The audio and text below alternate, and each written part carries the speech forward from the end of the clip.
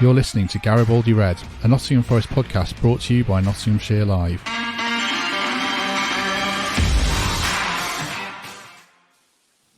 Hello, welcome to Garibaldi Red as we enter the second week of another miserable international break, and in a not at all lazy attempt to get out to set the agenda, we decided to do something a bit different by asking you to send in your questions, and we'll do our best to answer them. And with that in mind, I'm joined by an elite panel as all three of our regulars are together for the first time since promotion.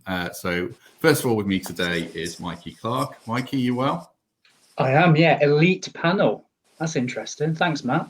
Never been introduced like that before. Appreciate it. Are you sure you're well after your misadventures in Prague? Yeah, I'm. I tell you what's been most depressing is since I've got back, I've been treated to Married at First Sight on repeat by my wife. So that was even worse than getting ill. So there you go. Ill for people. People on YouTube can't see the inverted commas there, but ill, yes, I'm sure. Second guest today is Greg Mitchell. How are you, Greg? Yeah, good. As soon as you said elite panel, I thought, great, I'm going to get stick for that now. Whenever you say anything nice, I get a bit of stick off some friends. So Legends of the Stands is stuck, I think. That was Temps who said that. That wasn't me. But it's stuck with you. And talking of Temps, third guest today is Michael Temple. How are you, Temps? Good, mate. Looking forward to beers later. Yes. Well, this is pre-recorded, so I would say hello if you see us in Nottingham, but this will come out. We'll have gone out by the time this is probably. So, questions. Thanks for all of them, lots of them. I've tried to split them into kind of coherent themes around the manager, expectations, tactics, players, and the future. So we'll go through them as we go along. And the first one is from Andrew.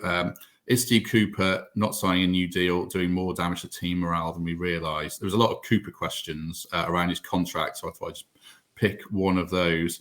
Greg, how are you feeling about the Cooper contract situation, and do you think it's affecting morale? No, not in the team. In all honesty, the squad, they're going to be busy enough. They're not going to be thinking about that. I think it affects the fans' morale. I think if we're after a boost at the minute, giving Cooper a contract before Leicester away, say he's going to give a huge boost to the fans. Almost like the new manager bounce you get off certain teams when they get rid of him. So, yeah, I don't think you have to worry about the squad being affected by that. But, when the fans have something to talk about, we talk about it to death, don't we? So it'll be nice to get it sorted sooner than later. Yeah, I think I said once it gets past the transfer window, if he doesn't sign it, I'll get a bit twitchy. So is that your position, Temps, or has that evolved at all? I'm with Greg. I think players don't think about much more than the game in front of them and their own preparation. There's quite a refreshing selfishness, I think, about sportsmen in general who are just really good at preparing themselves to be the best version of themselves they can be ahead of any given game. And of course, they care about the team, and there's a sense of kinship and doing well for each other. But they're not sitting around stressing about the manager's contract. No way. Mikey, I'll tweak the question slightly for you. Would it be a bit odd timing-wise to announce a new contract on the back of 4 defeats? Do you have to wait for a few wins, touch wood, before you make that move? Yeah, possibly. And I kind of agree what the guys are saying. I think my only other thought would be, if you're in a different industry, so the industry I'm in, retail, for example, if somebody offers me more money to do the same job and I don't sign that contract, that is kind of what worries me. So you assume because we've got promoted that the contract on offer or has been on offer is reflective to his now peers, so the other Premier League managers. And for him not to have signed that, that's what worries me. So Greg made a great point. Not for the players, because I totally agree. From what I've seen on the pitch, they're not demotivated at all. They're playing for the shirt. We've just been a little bit unlucky, I think. But I think for the fans, there's that awkwardness and that worry that is there something else? Is there another reason why he's not signed that contract? Because somebody offered me more money to do the same job, I would sign it. So I'm sure there's more at play than that. And I'm hopeful that if we do get 1 or 2 wins, now the transfer window's shut, we move up that table, the contract signed, everybody can stop worrying. But the pessimist and the worrier in me just perhaps thinks that there may be something else. But, we're not privy to what's behind the scenes, so we don't know. But I do concur with the guys that, on the pitch, and I think the question was team morale. No, it's not affecting team morale. Nowhere. No, I don't think it would be either. And we don't know the reasons he hasn't signed his contract yet. There could be a litany of things. So we just have to, I think, wait and see how it plays out and focus more on the results in the short term, I guess. Another question around the manager, this seems to be a Twitter theme coming up in the last two games from Richie. Do you think Cooper's missing the tactical input of Stephen Reid? I don't know, Mikey, I don't know how much involved Stephen Reid was in tactics. He had that Huddersfield game where he really boosted his reputation by abandoning pretty much everything Chris Hughton had done, and they won. But do you read much into that theory or not? That's a really difficult one to answer because you're not privy to what he bought on the pitch. But what I will say is Stephen Reid was integral in changing the shape when things weren't working. Cooper came in, stuck with that shape. And by all accounts, if you see the photos after the playoff final, the videos, the well wishes when Stephen left, he was a highly respected member of that coaching staff.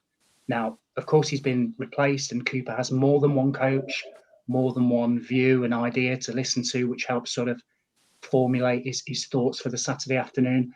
So it's a hard one to say yes or no. I'm sure Stephen would have brought a different dynamic to it. And like I said, very well respected. I guess it's easy to say we've struggled since he's gone.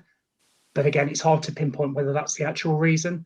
I'd like to think that Cooper would surround himself with people that give him a different viewpoint in order to then weigh up what to do, like I said, on the Saturday. And Stephen was probably one of them. So it's very difficult. I don't know what you guys think about that. Of all the questions that we saw, that was the one that I struggled to kind of say yes or no to because you're not privy to what he brought to the table. Right? I think the difference is as well, obviously the difference in the league, like it's a lot easier, isn't it, in the Championship to look very good, and that there's a vast difference in the Premier League. So whether Stephen Reid would have made a difference this early on, who knows? I think it's all been a bit shock and awe, just like how good these teams are with playing. Even the Fulhams and the Bournemouths who have been used to it before, they've got that experience. So it's a quick learning curve that I think we're all fans and squad and coaching staff are all getting used to very quickly, and it is going to click. So yeah, I'm sure we miss him because he was a very good coach, and it seems a very decent human being behind the scenes as well. So I think we'd be better off with him, but I certainly don't think this is the reason we've had a slower start. Yeah, I agree. I think the makeup of the coaching staff now, it probably lacks a bit of Premier League experience. They replaced Stephen Reid with Andy Reid, and obviously he's building a great reputation, but he's not coached this level. Jamie Robinson came in from the FA with a great brain for coach development, but he's not coached this level. And Alan Tate was with Swansea when they were at this level, so he's probably the only one. I mean, Temp's working in sport, you see changes to coaching staff at Notts Cricket. Does it change the balance of things a bit when you see a different voice come into a changing room? Depends what you're walking into. I think if you walk into a system that's broken, then yeah, you try to put a line in the sand, get some ideas across, and have more of an immediate impact. Or if you come into a successful environment, it's more a case of getting your feet under the desk, seeing what's working, and soaking it up, and then trying to add 1% here, 1% there.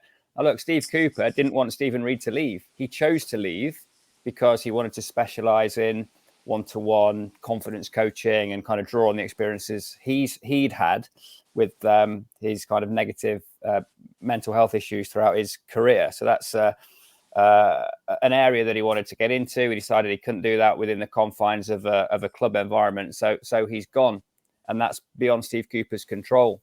So his perspective, I'm sure, as the manager of Forest would be, yes, I would have liked to have kept Stephen Reid. It wasn't an option, so I move on.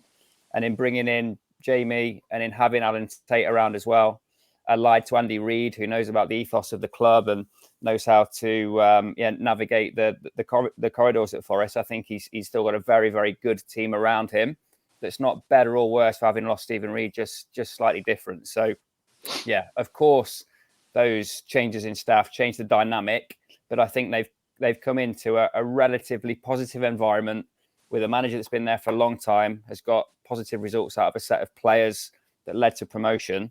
But now the challenge has changed again, hasn't it? And it'll be interesting to see how this team rallies around Steve Cooper while the chips are down. I suppose the next brings us to the next topic around overall expectations for this season and where people think Forest should be at. As a question from Big Z, which I'll put to you, Greg, on Twitter. What should Nottingham Forest expectations be?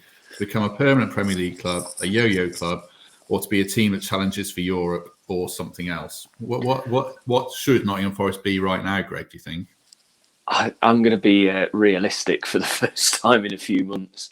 It's survival, isn't it? It's clearly survival.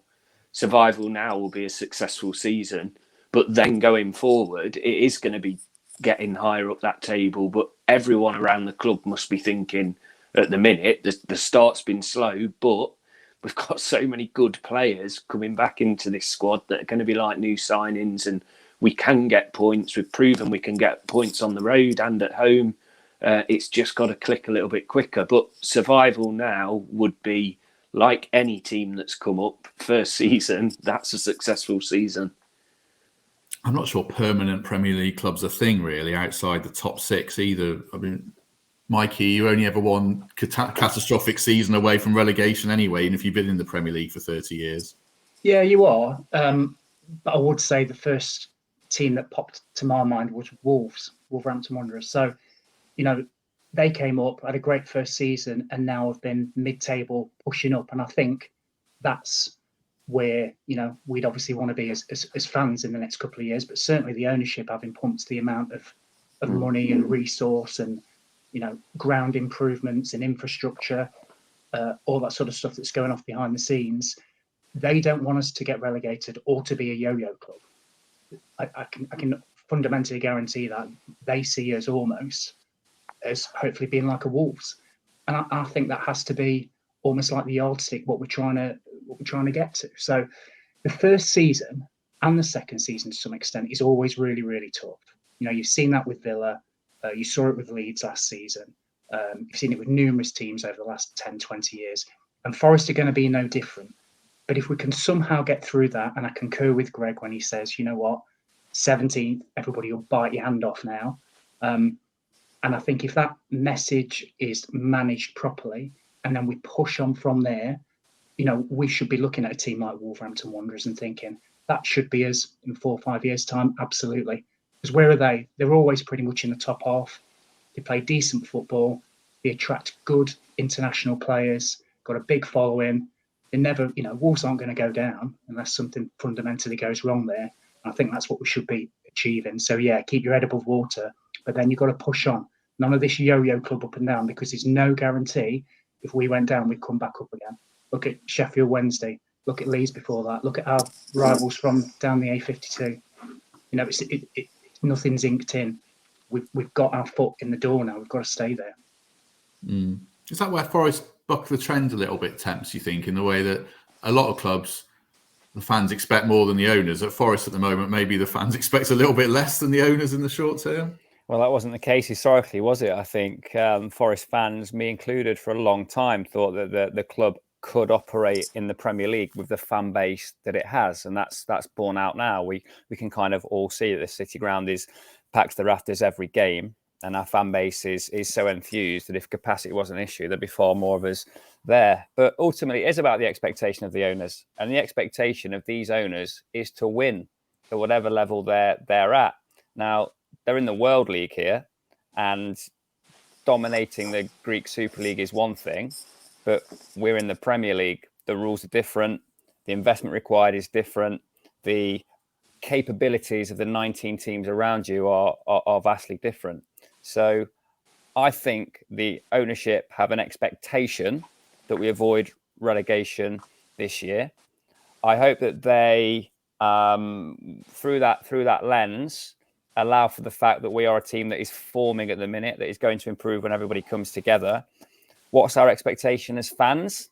I think all those wild predictions of 10th and 11th place finishes have quickly evaporated now. Ninth place finishes. Ninth place finishes have evaporated now.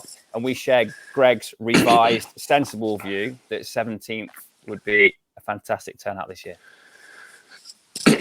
That probably leads us into follow-up questions. This is from what Temple was saying. There's one here from Cluffy the Cat.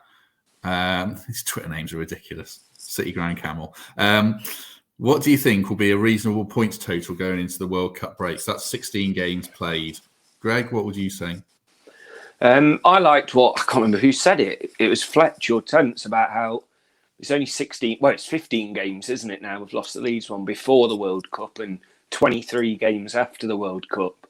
So if you're, I don't know, 16 points, as low as that sounds, you'd think then you're going to hit the close to the 40 points after the World Cup. So we just need to get points on the road, which next week's game is the perfect opportunity, and then start that getting the City ground the fortress it was again. And it isn't going to be a sudden thing, not so much like it was last year, but it is going to happen. We are going to get better. We've got better players coming back. So I think anything 16 points and over would be okay. Yeah, a point a game for me. It's a very solid return at this stage with, time to improve and a lot more games to come, as Greg says. I mean, does anyone think anything different there, Mikey or Tams? Yeah, I do. So I suppose you've got to counteract the view with that we've started not as we want to. So we're already behind the 8 ball, we're second bottom. I absolutely understand that. But if you look at some of the fixtures that we've got coming up, some of them I think are very winnable games. And if you look at what we've got after the World Cup break, some of them are really tough. I know it's the Premier League. I know every game's tough. So I wouldn't want to go into the World Cup break on a point a game, because I pretty much guarantee everybody that we'll see is in the bottom 3. And we all know that if we're in the bottom 3, that there'll be changes at the football club. So my worry is that we stay behind the 8 ball and we don't get our heads above water. So in terms of points, it's very difficult because you don't know the other results of the games. So 16 points could leave you 4th bottom, or 20 points could leave you bottom. You don't honestly know that. But my gut feel when this question was asked was 20 points or above, because I think that would leave us 14th, 15th perhaps. And if we're 14th, 15th around that time, I think the status quo will be maintained, and that will make me happy. So that's my thought process on it. So I'll bring Tempton on that in a sec. If you look after the World Cup, there's a very similar run of games coming up after this, where around game week 19, Forest play Southampton, Leicester, Bournemouth, Leeds, Fulham, and then the run-in is tough. So the last 3 are Chelsea away, Arsenal at home, Palace away. So some context around the fixtures there after the World Cup. Do you agree or disagree with Mikey, Temps? Look, I've got us getting to 15 points from 15 games by beating Leicester, Brentford, and Palace. There's a tough run in between there with the Liverpool and Arsenal games, obviously. And if there's going to be upside to that, we need to do better than I think we might against Villa, Wolves, and Brighton. And that nice run of fixtures you just mentioned there in early January is preceded by Man U and Chelsea between Christmas and the New Year. So, yeah, of course, you have to make use of these runs of favourable fixtures, but we've just been on one and it didn't go so well. So we've got to arrest that slide, in my view, by getting 4 points from these next 2 games. I think we beat Leicester. I think we can get a point against Villa. Then there's some real upside potential there, but my slightly pessimistic predictions, I suppose, have led me to plotting out this map where we get to 15 from 15 and re-establish ourselves from there. Yeah, I wonder if we put too much stock in fixtures as well. I'm guilty of it. I think every fan probably is. We've got to beat Bournemouth, we've got to beat Fulham, and then every club can go and pull a rabbit out of the hat. You see Palace last season going and winning at the Etihad, and obviously giving them a good game last season. And Forest didn't win at the Etihad, but I don't think we could rule out every game completely. I'm hoping they can spring a few shocks certainly along the way. Question from Chris Dennehy about the manager, 110%, but already the conversation become how long before he's sacked. He mentions Ferguson in 1990 around the FA Cup and how he was out in the ropes, and even going off Chris's question, Brian Clough didn't exactly set the world alight when he came to Forest for the first couple of years. Is the patient approach even possible in 2022, Greg? He must have something that the owners see that they haven't seen in many of their others at Olympiacos, because they've already got rid of one this year, haven't they? There, I just think he is, because of what he did at our club, because of the way the fans have treated him, because of the way he is with the staff there.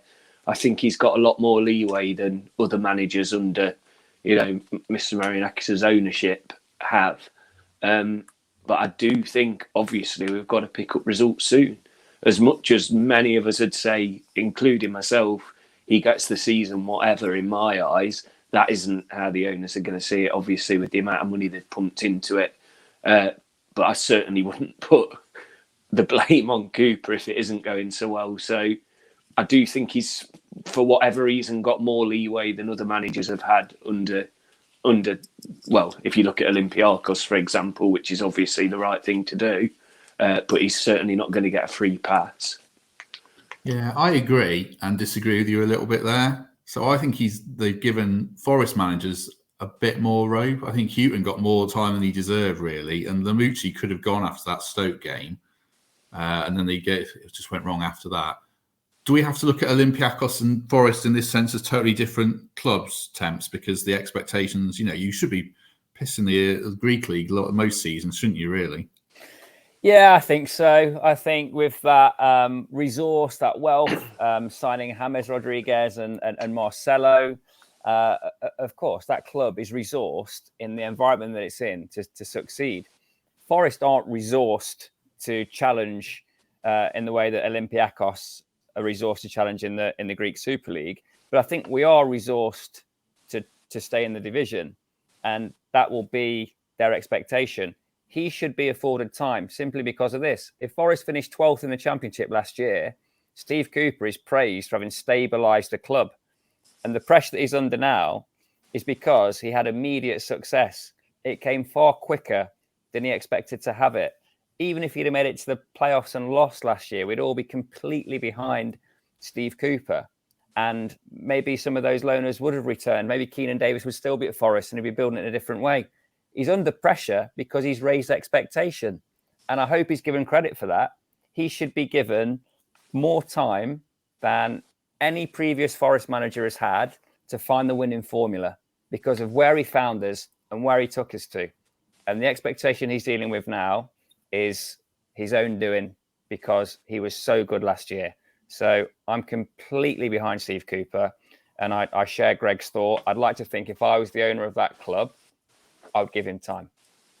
Do Forest need to look at Arsenal a little way, in a way, Mikey? I mean, if you really believe Cooper's the man, like Arsenal clearly believed Arteta's the man, then you've got to give them sufficient time. And now look where Arsenal are.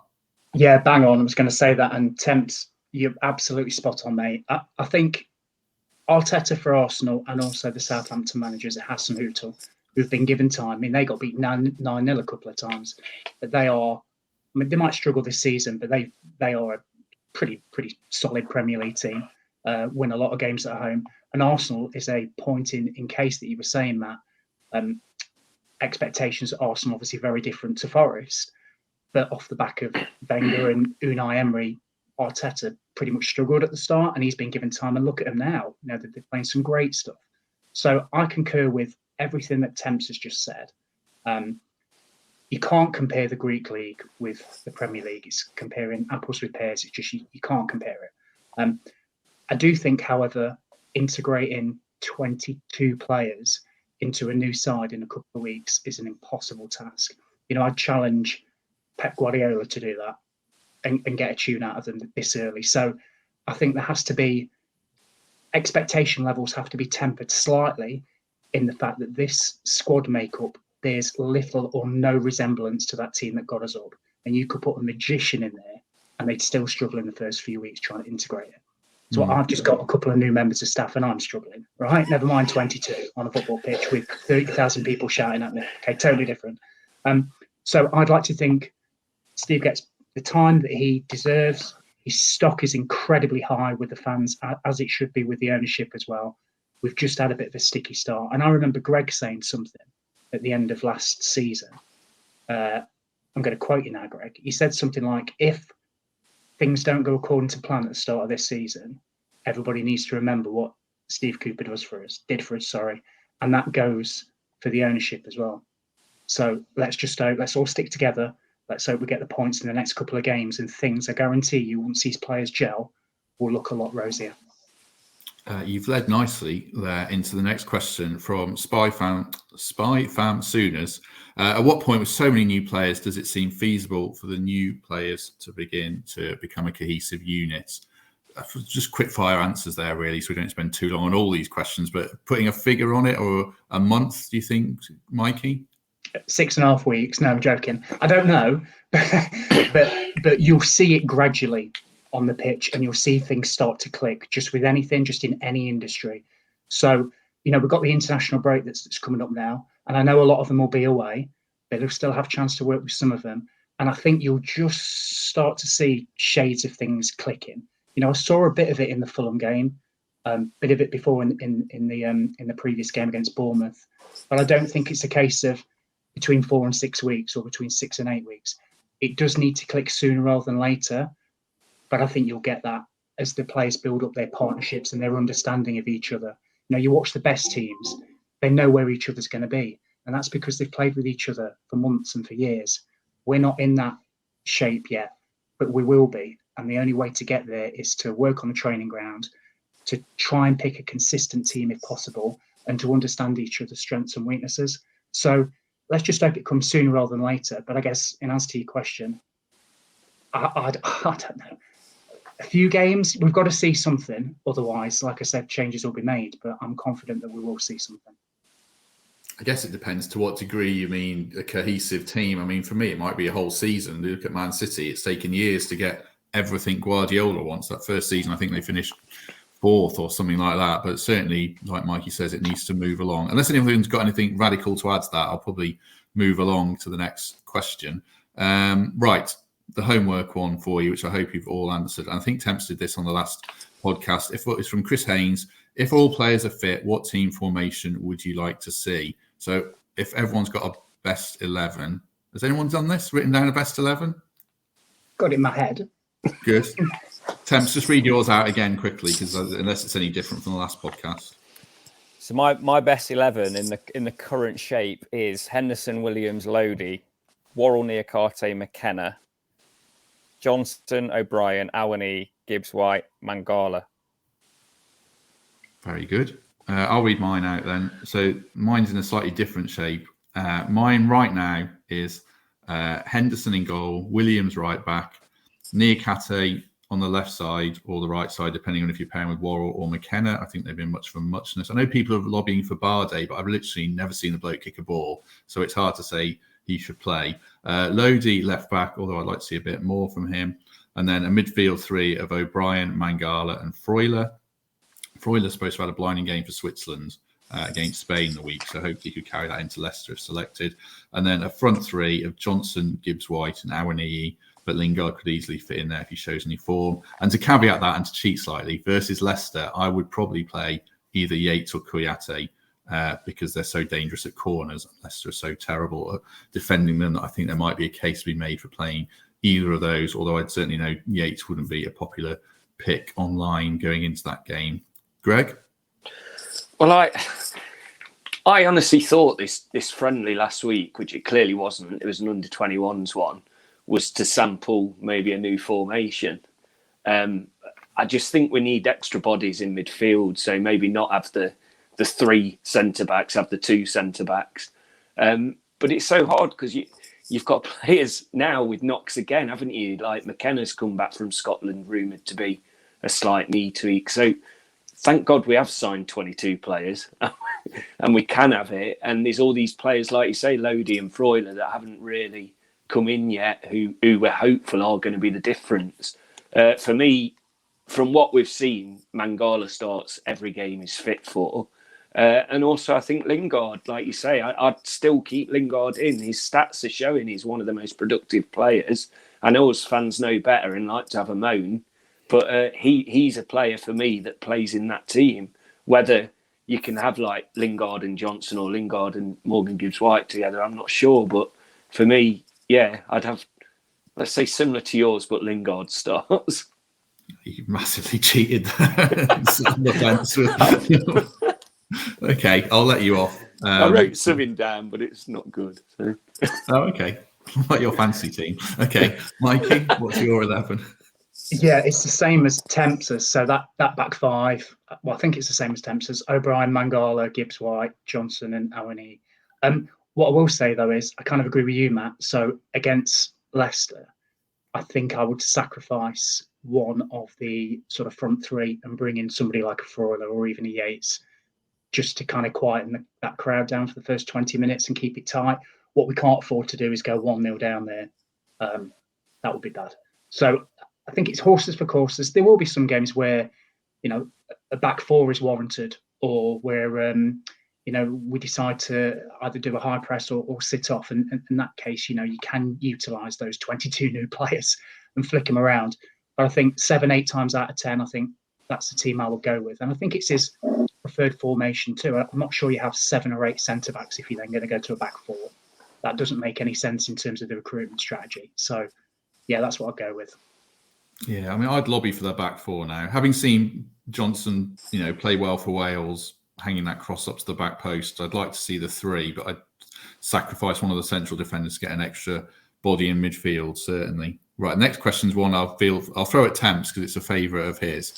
From John NFFC. Any reason why we've gone from a high energy, high press to defending our 25-yard line with all 11 players? No out ball, it just comes back at us. This is a bugbear of yours, Temps, I get the impression.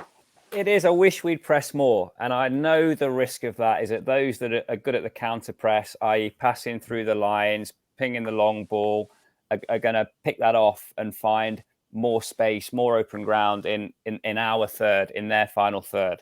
So we have been deep and compact. And my frustration is that we haven't seemingly altered that tactic when we're playing against weaker opposition. So I'll say this again, gents. I fully support playing for a point when we come up against top 6, top 8 teams. But I do feel when we're playing Brentford and Fulham at home, we should establish a platform of possession. We should be in their face when they're in their own third, and we should work that bit harder without the ball to put them under pressure. So yes, I would like to see us press more against the bottom half teams in the Premier League, maybe the bottom 12, let's say. But I fully understand why we go deep and compact when we come up against world beaters. Next question. Moving on to players in general. Forest Fan 302. Which of all the signings do you think is going to have the biggest impact on the team this season based on what you've seen so far? Probably like one sentence answers looking at the clock. Greg? I've said it, Mangala for me again. I just think he can control games if he stays fit. Him. There you go. Mikey?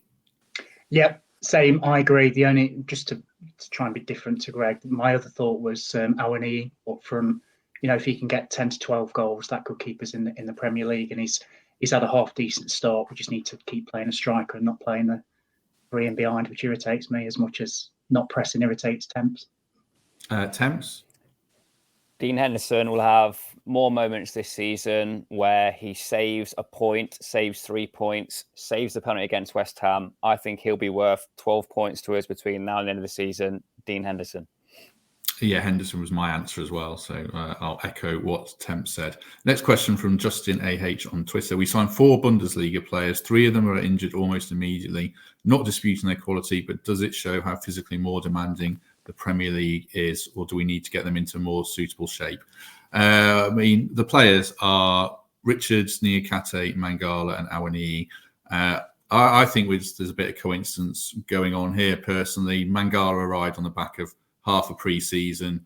Richards arrived potentially injured. I don't know. There's all the backstory around his medical and what happened next. And Niakate, I think he just was unfortunate to get a hamstring injury. Maybe that was a Premier League thing. I don't know. But then you see Haaland's a special case, isn't he? He's like a cyborg, but he's come in and fitted in no problems at all. So unless anyone disagrees with me, I don't think there's a Bundesliga issue there personally.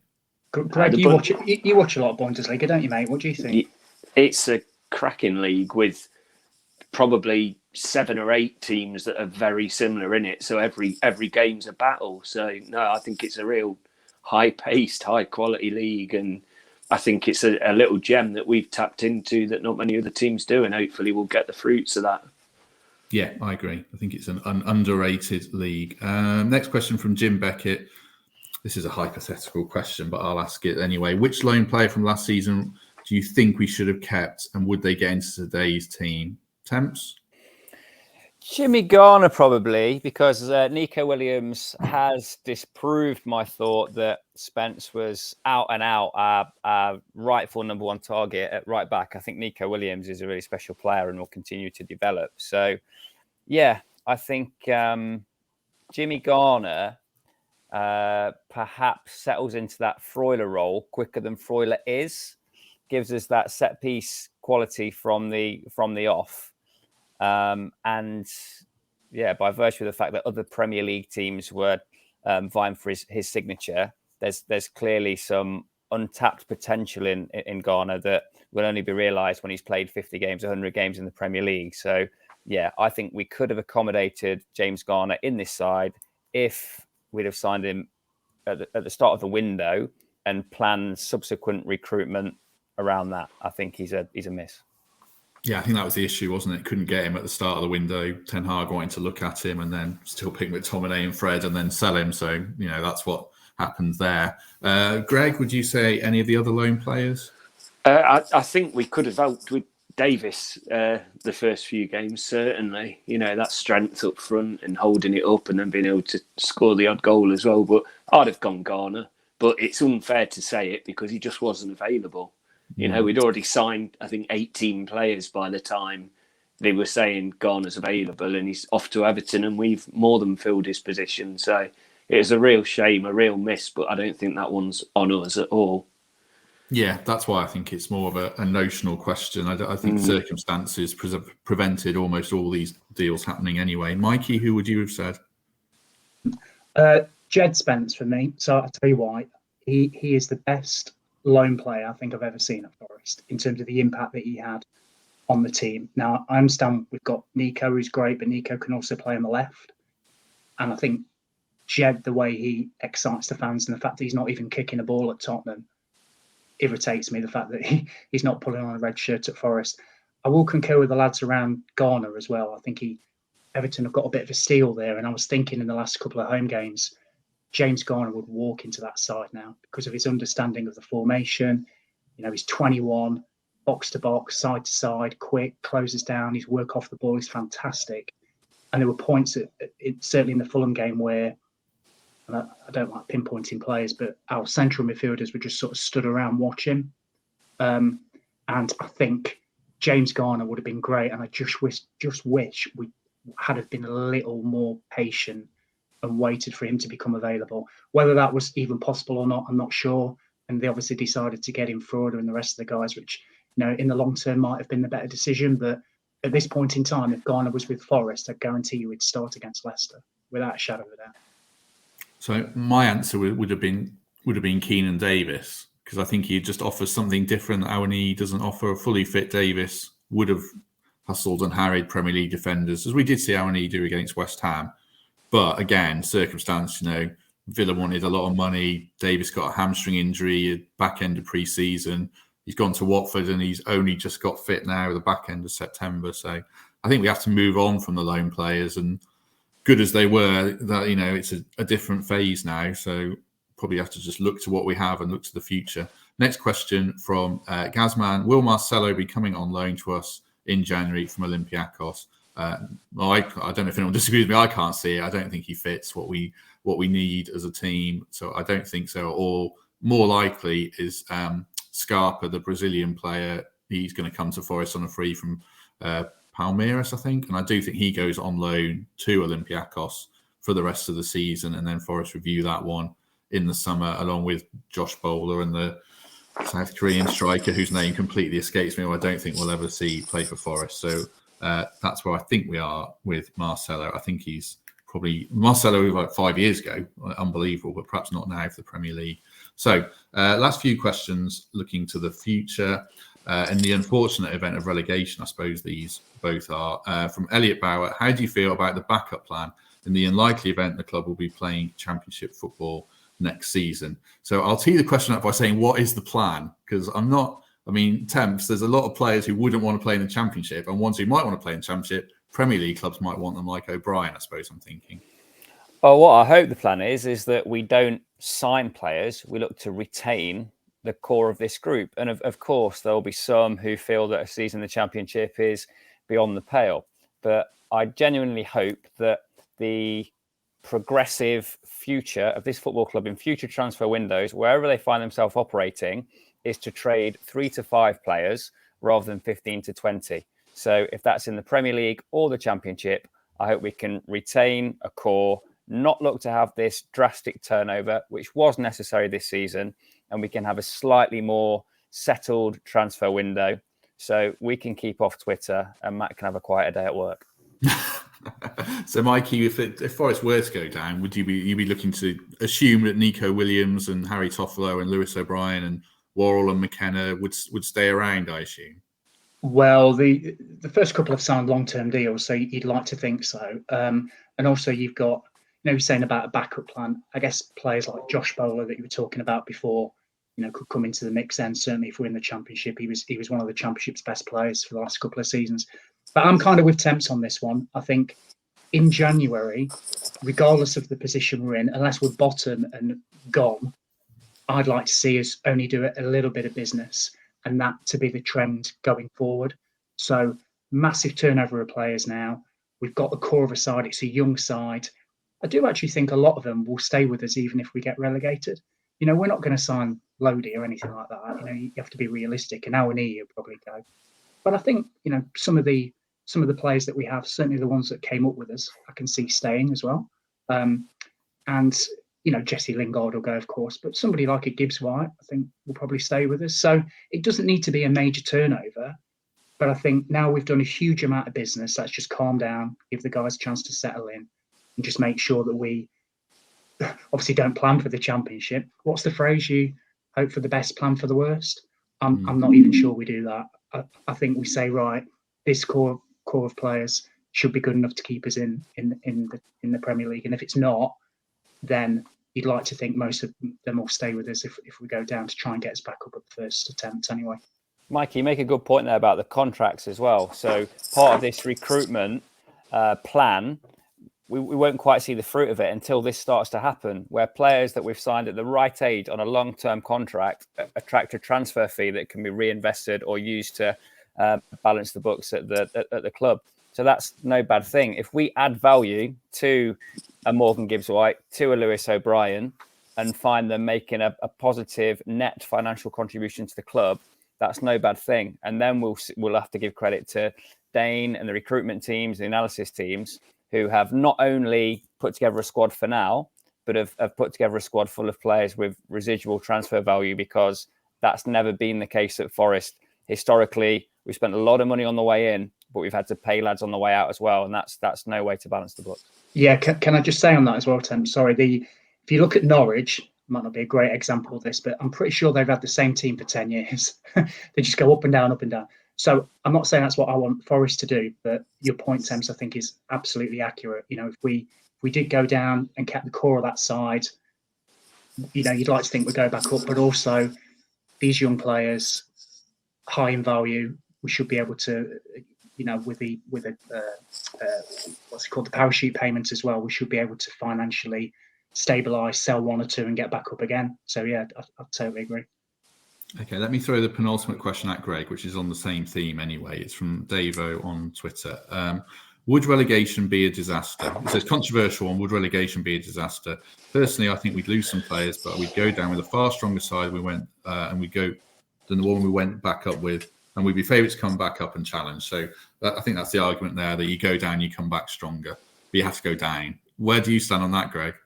It would be a disaster, yeah. It reminds me of the League One, the Championship games, when the new owners were looking to take us over, that Ipswich game at home. We had so much riding on that. It felt like, although it seems the new owner would have taken over anyway, it felt like we needed to stay up to get everything that was going to come, and which did come. And I feel like the same with this. We've got this stadium development plan, which just looks fantastic. It looks so good, but that's obviously going to rely on the crowds being there, and the crowds are only going to be there if we keep doing what we're doing. And I think we spoke too much about the relegation plan, to be honest, because it's not going to happen. We are going to improve. We're going to improve in January. Cooper's going to let it click. Relegation would be a disaster. We've had far too long down there already. So like Mikey said earlier in the programme, there's no guarantees you just come back up. So absolute disaster relegation. Don't even think about it being in a positive thing, because it won't be. Yeah, I agree. Right, final question. It's just for you, Greg. I know. It's not of the Princess Tiara photo that your friend Matt Taylor sent me on email. It's a question from your wife, and it wasn't aimed at this podcast, but I did spot it on Twitter, from Premier League Laws on Twitter. Are all men pathetic when a bit hungover, or just certain ones? Were you a bit sad yesterday? I wasn't very well. I had to cancel an NFL thing I had last night.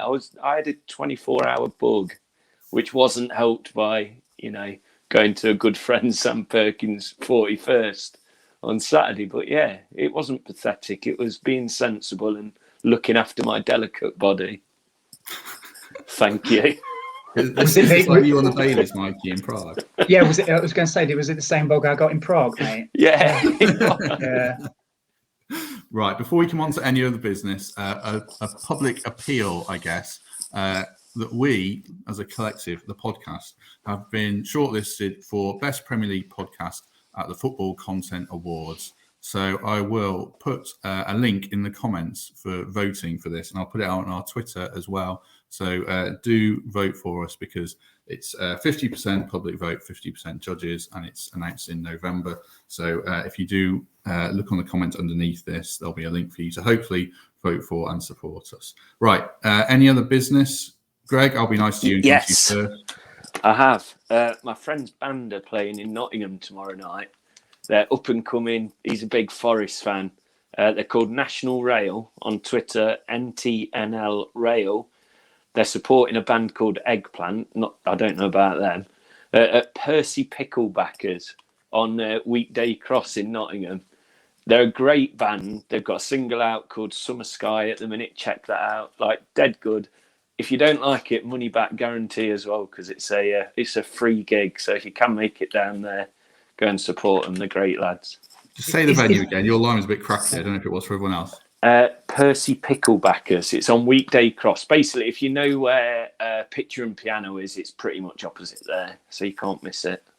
Is any of that real?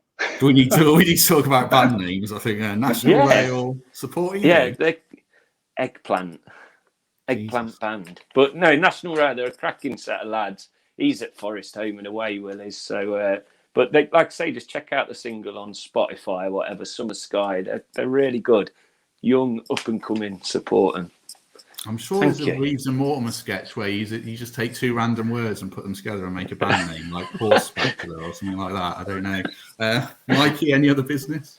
Yeah, I do have one thing. It's an appeal to everybody as well. So for those of you guys and girls that are in the Fantasy Premier League Garibaldi Red League that we've got of a couple of thousand people, I'm 781st, so mediocre mid-table. My brother is top of that league.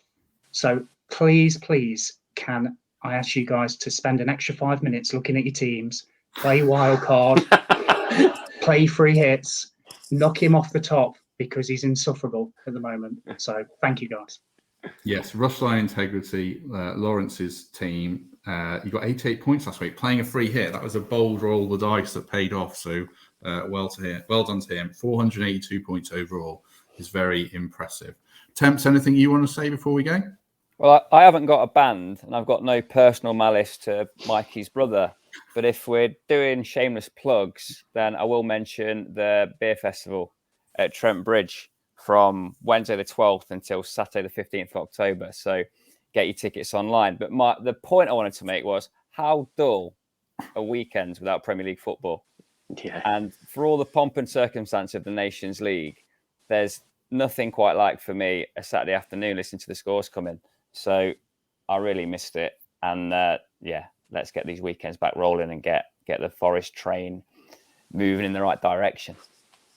Quick straw poll. Did anyone watch the England games? Yeah, that's all I've got to say. No, I have not watched the It's game since the great. Euros final. Yeah, And I hopefully shan't it'll watch be a the bit game better until the tonight. Oh, it's going to be boring. Right. Hopefully Henderson gets a cap anyway. Okay, we shall leave it there. Thanks to everyone who watched along. And if you could vote for us, that'd be great. And if you can like and subscribe, and if you can go to a beer festival, if you can go and see National Rail. National Rail.